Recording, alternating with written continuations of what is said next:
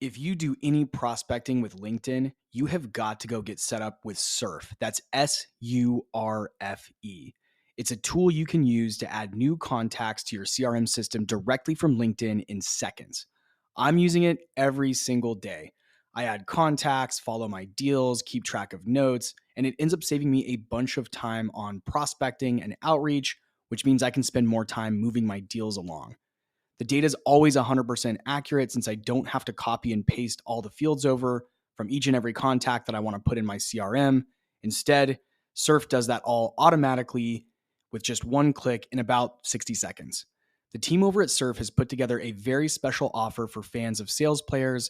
There's a link down in the show notes, and you can use the promo code JWSurf5. Don't forget the E at the end of Surf. That's JWSurf5 for 5% off your first year.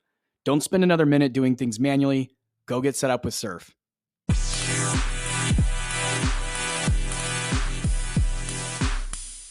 My guest today is Collin Mitchell. Collin is the Chief Revenue Officer of Salescast and the host of Sales Transformation, another sales podcast that I highly recommend, and I've posted a link to in the show notes. I was actually recently interviewed by Collin, and I'm so glad he agreed to come on my show to share his insight into podcasting, startup sales, and since he's talking to sellers every single day on his show about their transformations, he knows all of the great insights into how the best sellers work on themselves, improve their craft, and level up. So with that, welcome Collin to the SaaS Sales Players.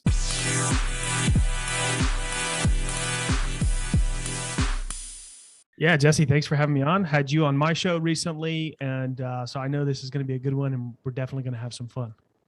Yeah, we have a lot in common. We talked about on your show some door-to-door selling and getting our start in more of a, non-traditional. I shouldn't say non-traditional. It's a very traditional sales approach, but a little more school of hard knocks entrance into the sales business. But I'd love to hear you tell your story about how you got into sales.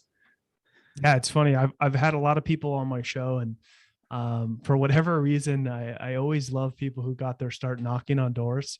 I think there's part of me that wishes that's like part of my story, because I think it's like the most difficult sales job you could have is knocking on doors. It's one thing to like cold call somebody and interrupt their day at the office, but to like knock on somebody's door and like interrupt their evening in the middle of their dinner or whatever the case is, seems like you'd have a lot more obstacles overcoming that. So I always have a ton of respect for people who say they started off knocking on doors and are still in sales. Yeah. So my story is a little different. So I grew up poor. I was raised by a single mom. I had three brothers. My dad was never around. We survived off food stamps and government cheese. And sometimes my mom came up short to pay the rent, and we got kicked out of places, and life was not easy. I was also exposed to a lot of things as a kid, like through my dad when he was around, or when I saw him, or with summers or whatever the case, that like a lot of kids should never have to experience. And the thing is like, I wouldn't change any of those. Like we all have stories and we all have experiences, and we can either like let those define us, or we can choose to like use that as fuel to turn it into success. And that's what I chose to do. And I didn't know what I wanted to do when I was young. Nobody was even really telling me that college was important. I barely made it through high school. So when I got my first sales job, like I knew that was my way out. Like there was not a ton of opportunities knocking at my door. I didn't have, interviews lined up and, anything like that. So when I got my first sales job, I was like, this is my way out of like not having life be a struggle. And I made the best out of it. I was the first one in the office every day. I was the last one to leave every day. And then I would come in on Saturday to like do emails and proposals and get my list ready. And I didn't have great like training or like, some, magic manager that made things awesome for me. Like training was pretty much consist of like, here's a list of names. There's the phone. Here's the script. And don't use the CRM because it doesn't work. Yeah. I was just going to say, go ahead. Yeah. And so, for there, it was just like really just hard work and like picking up what other people were doing and seeing what was working for them and asking a lot of questions and learning just through experience what worked and didn't work. And I worked my way up to the top of that company pretty quickly. Yeah. I've met a lot of top performers in my career who had, a rough childhood to say it how it is, and I'm no exception to that either. And I think sales is like the great equalizer, which is really cool. Because, unlike becoming a pro athlete, it's a little bit more accessible than doing something like that and really breaking out of your financial situation or your economic situation or your upbringing. And it's a great way to just head on address what your, personal weaknesses are, because you have to quickly figure those out, and you have to either figure out how to turn those into your strengths or improve them to a point where you can go out and produce. So I love the background. That's so interesting. Yeah. I mean, because it's like when you experience some of the things that I did like early on, like getting hung up on a cold call is nothing. Like that does not stress you out. Yeah. Knocking on a door when someone's home and you can see them peeking through the blinds and they're just straight up ignoring you would trip somebody else out. But it sounds like you were no stranger to hard times and rejection and those kind of things. Yeah. You mentioned something really interesting, which was you came in and you developed your own process and your own style based on watching others. It sounds like you kind of synthesized that from looking at who was doing well.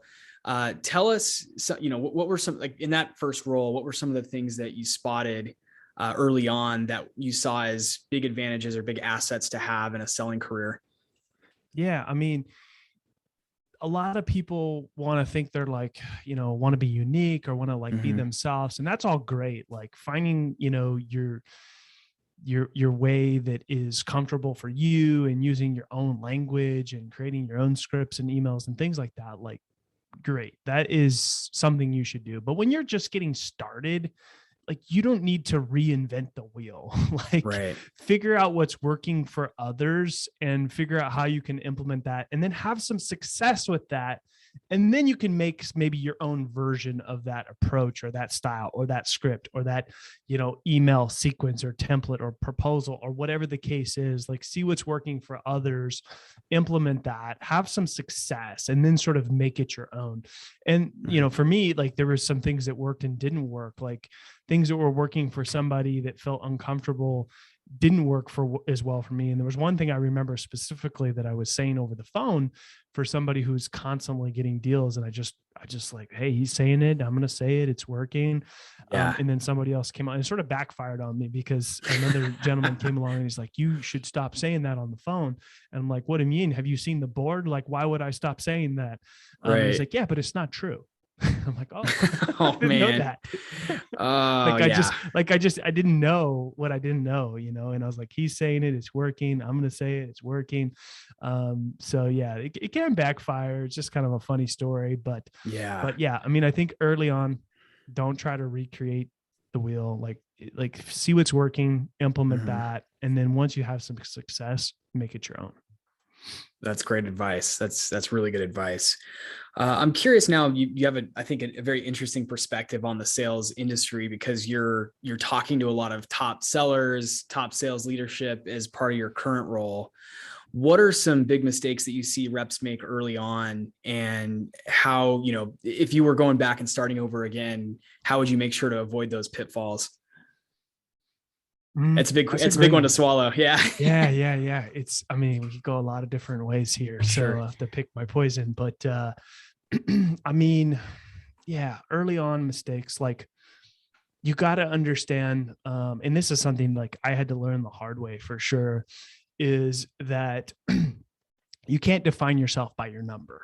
And that's really hard to do, especially when you're early on in sales and like all you want to do is produce and like prove that you can do that job or, prove that you could be successful in your role.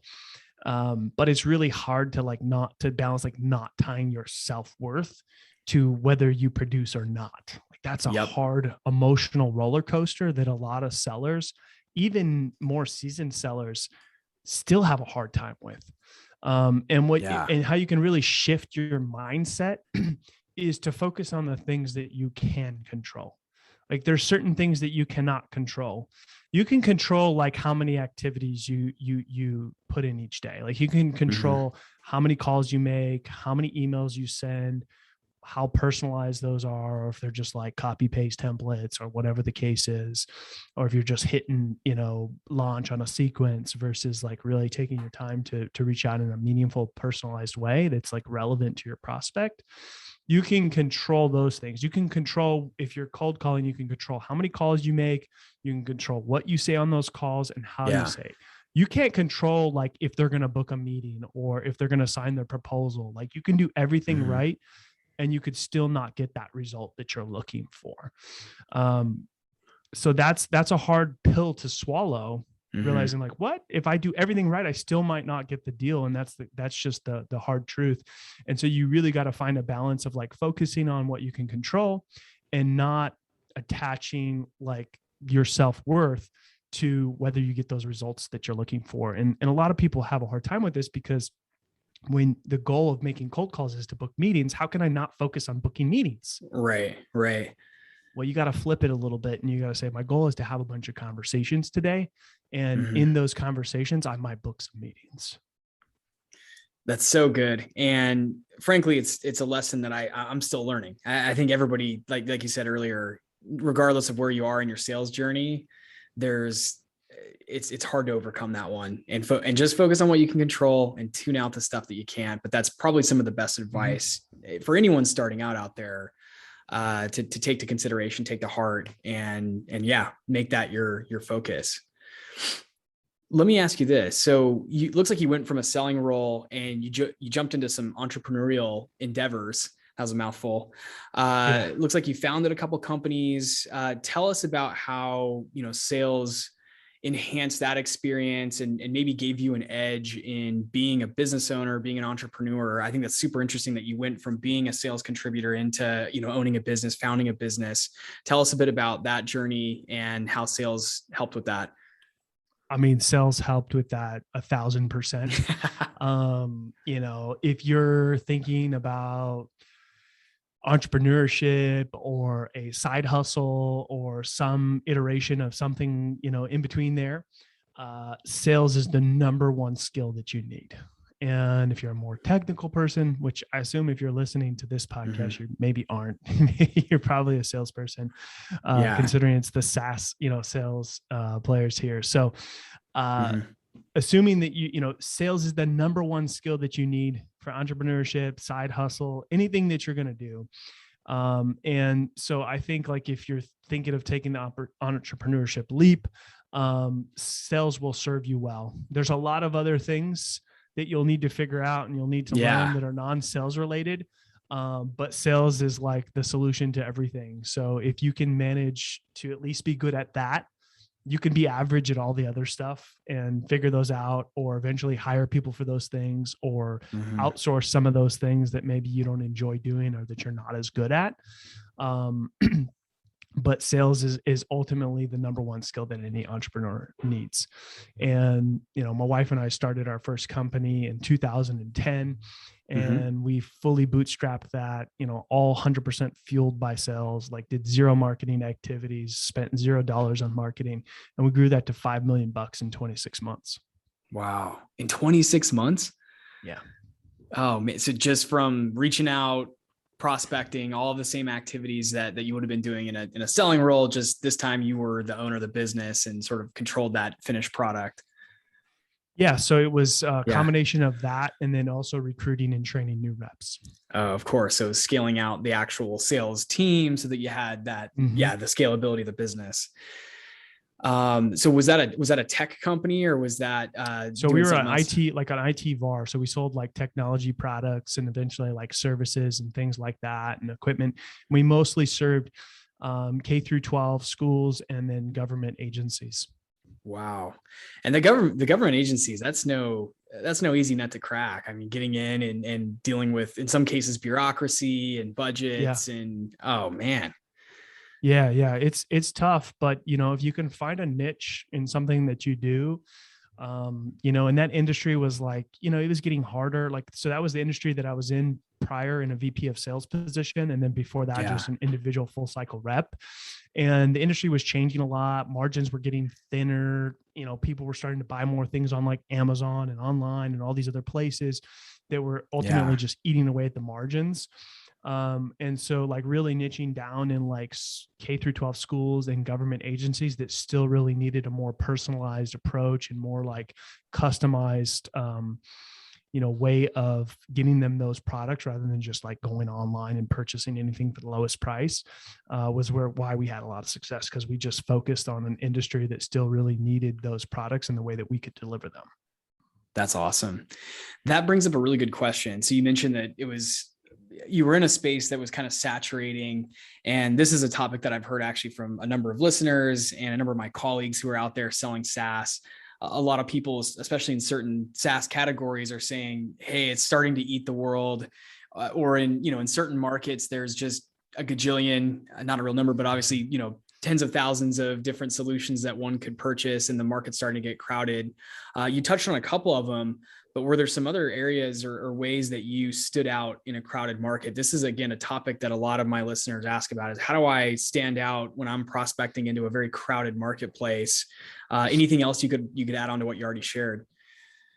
Yeah. I mean, you've got to be able to articulate your value, right? Like if you're selling a highly transactional product or service, it's a little bit tough, but people are still buying products and services from people.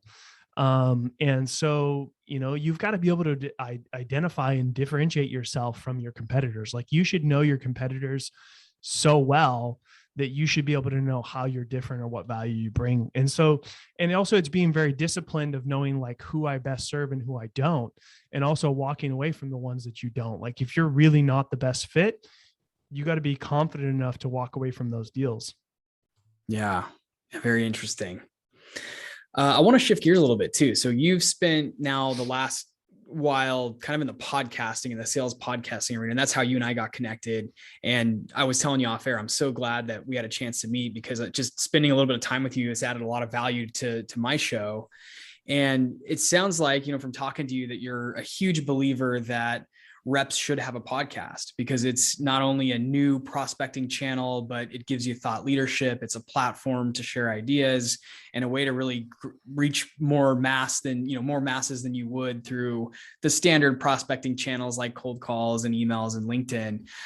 Tell us how did you get your start in podcasting? And, maybe share some thoughts on how a rep could get started with the podcasting category and really building out that channel. Yeah. I love this question. So I went on a podcast for the first time like 2 years ago, and it was on my co-founder Chris's podcast. He invited me to come to his studio in Irvine. I had a great experience. It was awesome. Nobody had ever asked me on a podcast. We talked about like life work balance or something like that. It's like pre-COVID, and my natural next thing was, how do I start a podcast of my own? And so he's like, dude, you can interview whoever you want and I'll take care of the rest for you. And I'm like, oh, that sounds awesome, because I'm super busy. I don't know how to edit a podcast. I don't know how to create content. And then a really successful podcaster came along who then had asked me to come on his show as well. And he's like, if you're going to do a podcast, you got to record 20 and you got to release them daily. And then Apple will list you in their new noteworthy section, and you'll pick up tons of listeners early on your journey. Yeah. And I'm like, hey, this sounds like he knows what he's talking about. He's getting like 70,000 downloads a month on his podcast. Like, of course I'm going to listen to him. And so I recorded 20 and I released them daily, and I never got listed in the new noteworthy section of Apple.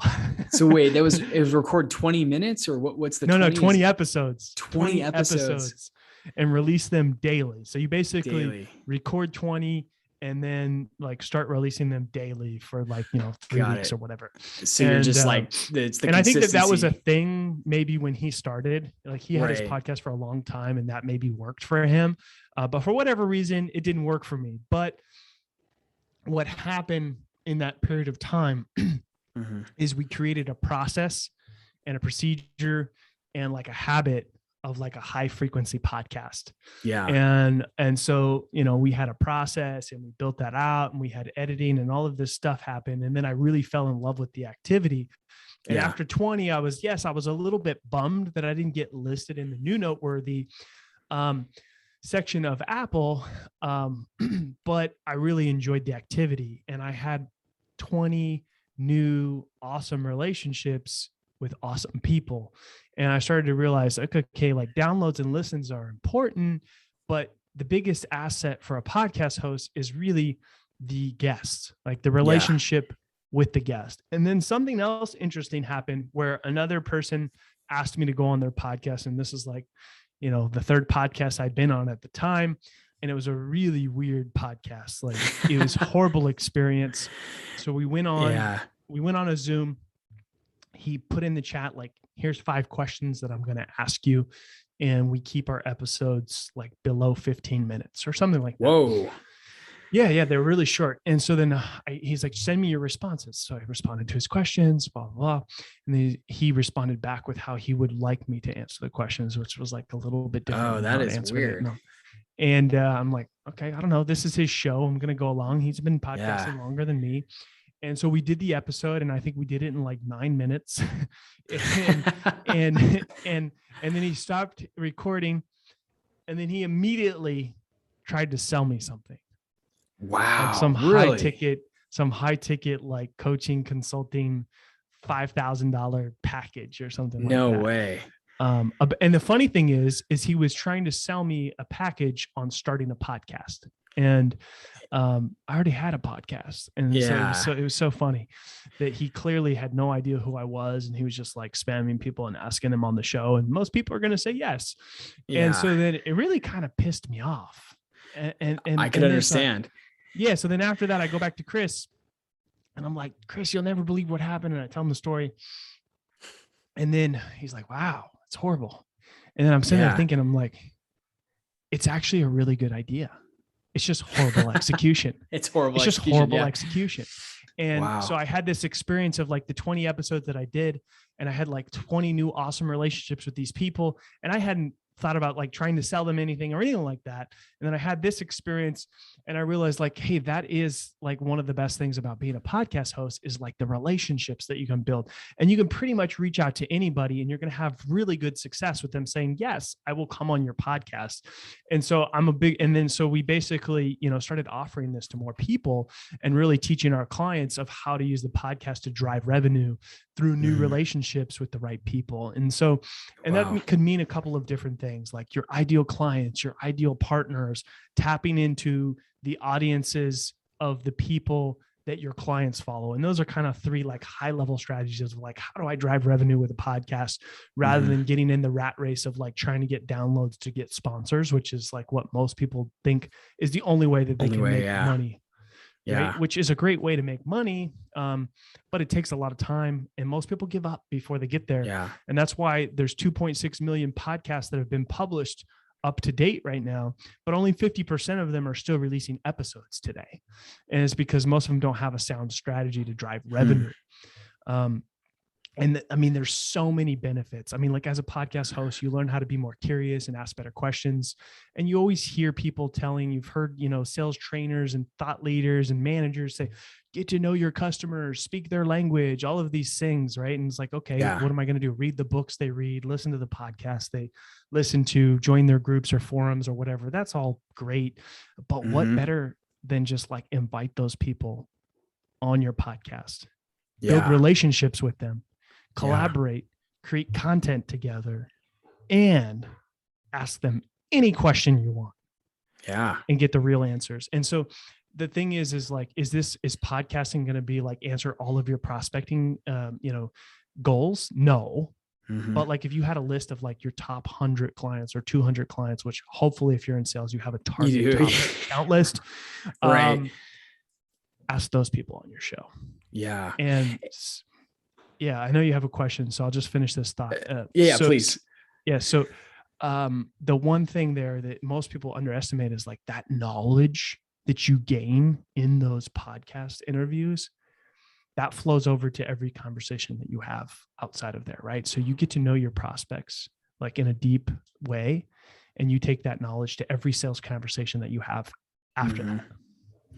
Yeah, more of a commentary. Just since I've started the show, my show, I've found that, to your point, I ask better questions when I'm in discovery conversations, which is key in sales. If you can nail discovery, you're going to get stuff through the pipeline. So I ask deeper questions, more insightful questions.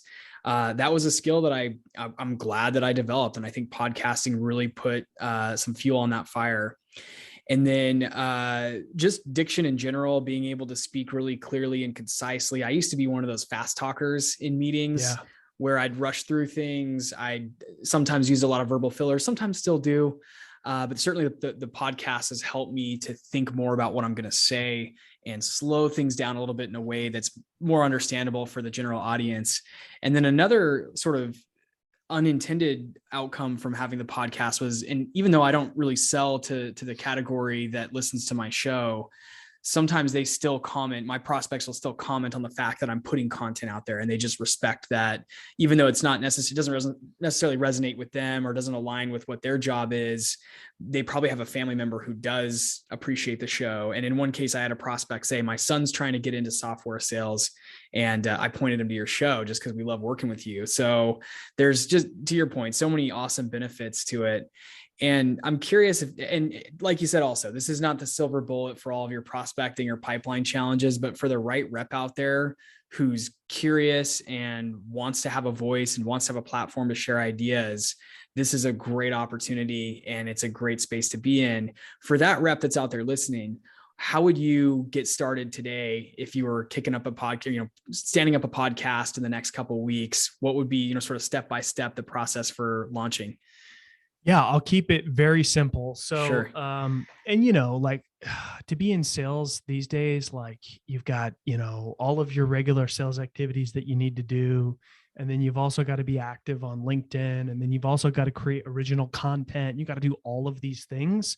Yeah. And a podcast, that's why I love podcasting so much, because the single activity can solve a lot of those things for you. And then there's, so many educational and like self and personal and professional growth that happens through being a podcast host as well as a benefit. Yeah. But to answer your question, if I was a seller and I was listening to this podcast and I was like, okay, I'm convinced I need to start a podcast, or I want to give this a try, I would keep it extremely simple at first. I would not overcomplicate it. I wouldn't overthink it. You need a podcast name. Okay. So come up with a podcast name. Hopefully your show is going to be something around where you interview the types of people that you want to build relationships with. Mm-hmm. That highly depends on what you do. But your show should be about that. And you need something to record with. We're recording this on Zoom. Yep. Me and all of my clients, we use Riverside. It's a little bit higher quality, but it's more work in post-production. So if you're trying to, if you're on a tight budget or you're trying to manage this on your own, I wouldn't use Riverside. I would use StreamYard. And the reason that I would use StreamYard, doesn't matter if you're streaming live or not. It's a great platform to record and minimize the editing work. And so you need a name for your podcast, and then you need somebody to create your artwork, and then your intro and your outro. And your intro and outro are going to be like, you're going to record something of like what your podcast is about. You're going to have some closing thoughts for your podcast. You record that in audio, and then you want somebody to create a video version of that. Maybe there's some graphics, there's some music, things like that. You can go on Upwork, Fiverr. Maybe you have a friend that's creative. You can ask them to do it, pay them a little bit of money. You only need those things one time.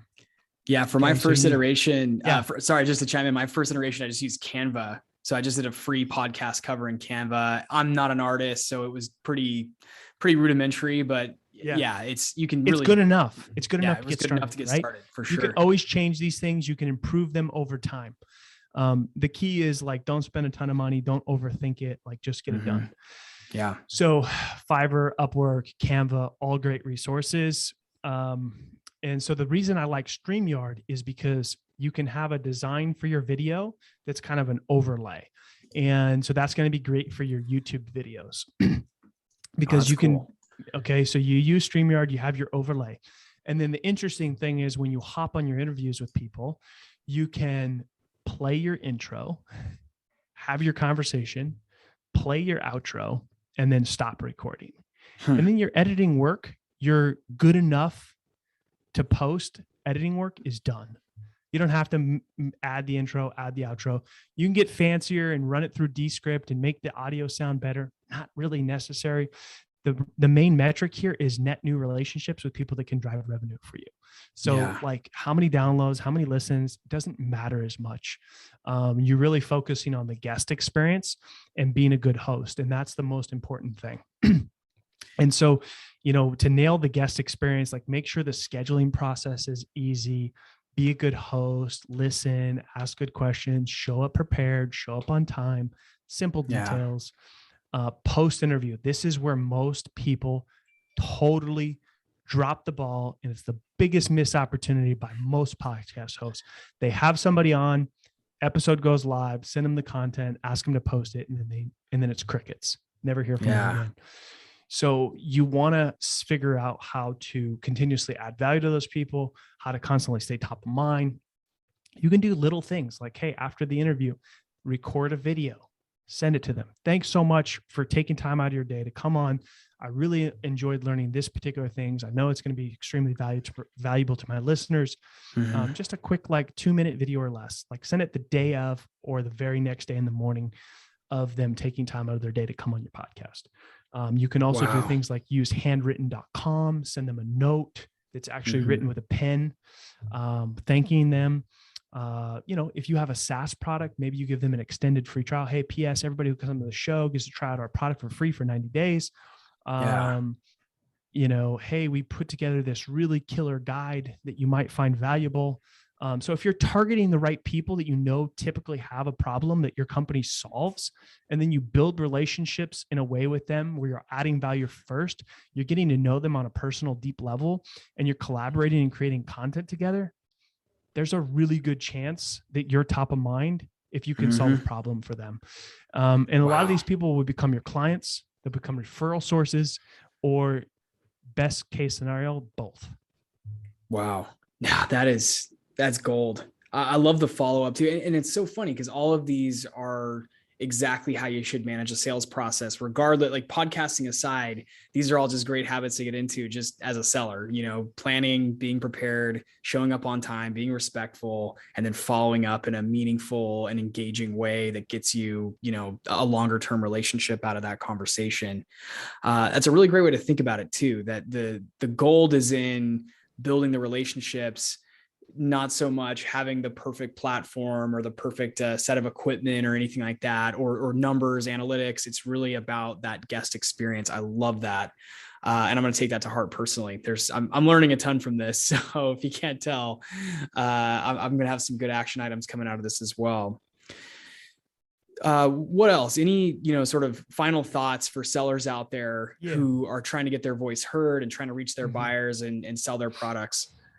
Yeah. So the last thing that you kind of need that I didn't cover there is you need to host your podcast somewhere. So you can use anchor.fm, which is free. And that will serve as the host to push your content to all of the podcast platforms. If you want to spend a little bit of money on this and if you're going to spend something, I would say invest on the host and use Simplecast. Simplecast is fantastic. The reason I like it, it has really good analytics. It'll get you on all the podcast platforms. Also, it's very easy to use. And the one benefit that I really like, especially if you're trying to manage this on your own without spending money, outsourcing or hiring somebody to do it, is you can create these really nice short clip audiograms directly from Simplecast, and then give your guest a really best moment for them to share. And you want that clip to really be something that's lifting them up, showcasing them, elevating their thought leadership status, and something that they're going to be really proud to share on their social channels. And that will go a long way too in really building that relationship as well. So you said this earlier, someone could really get started podcasting for basically free. I mean, maybe under $100 all in. Is that really the case? Yeah, that's the case. I mean, StreamYard's $15 a month, $20 a month, something like that. If you go on the lowest plan of Simplecast, it's $15 a month. You could not go Simplecast and you go Anchor, which is free. And then you could find somebody on Fiverr or Fiverr or Upwork, or maybe you Right. have a friend, something like that, to create your intro and your outro and your original like show artwork. And you could even like use Canva to create your artwork and just pay somebody to create your intro and your outro, and sort of your overlay for your video. And those three things you can get created one time. As long as they're good enough, you can get started. And you don't have to like constantly do those. And it's not like a, constant monthly investment. It's just that one time setup. Yeah, I know with like Anchor FM too, there's some tools in there for editing, and you can add in the intro, outro. They have some like pre-built stuff. So there's never been a better time in terms of like the access to the technology and the ease of getting started. And the advice that was given to me, and you sort of recap this as well, which was just book your first guest and start having the conversations. That's really the first step in the process. Is you don't have a pod, if you're wanting to do a podcast that's an interview format, you're not going to, nothing's going to happen until you book that first guest and get that under your belt, so that you have a framework for how to do the next one and the next one and the next one. Right. So, that's awesome. And that's a great point. Like, so even to like, just simplify it, like before you go all in on getting everything started, and maybe this will give you the nudge to get all those things done, is just go reach out to like 20 people that you'd love to do business with, or you'd love to have relationships with, whether it's to collaborate, to partner with, or to directly do business with. Reach out to 20 people and just give them a compelling reason why you would want to interview them on your podcast, and see what happens. See how many people say yes. You will be surprised, especially if you're used to like making cold calls, sending cold emails, and like prospecting on LinkedIn, where like, if you're good, you're getting a 10% positive reply. If you reach out to these 20 people, you're going to get like an 80 or 90% like people raising their hands saying, yes, I'd love to come on your podcast. And so one of the like biggest benefits of having a podcast is it's a lot easier to get access to people that you would have a harder time with any other method. That's so true. Well, Collin, thanks so much for coming on and sharing your wisdom about podcasting and sales and business. How can my listeners find you? Yeah. So really, really simple. I'm going to do something a little bit different here. I do have a podcast, but in this context, in this conversation, based on this audience, I want to offer something special. Cool. And so I want to offer a free podcast strategy session. This is not an undercover sales call. This is not a BANT call. This is not a discovery call. This is literally 45 minutes of my time, where I will give you all of my best ideas, how to start a revenue generating podcast, everything that you need to know to get started, answer any questions that you have. And I will literally give you that strategy document at the end of the call. And so to take advantage of that call, which we're going to do for free for your listeners here, they can just go over to podsesh.com. That's podsesh.com. They can book a free strategy call where I'll give them all of my best ideas and answer any questions they have about starting a revenue generating podcast. That's great. I'll post that link in the show notes. Collin, I can't thank you enough for coming on, and I've learned a ton, and I hope everyone will take him up on this offer to do the pod sesh.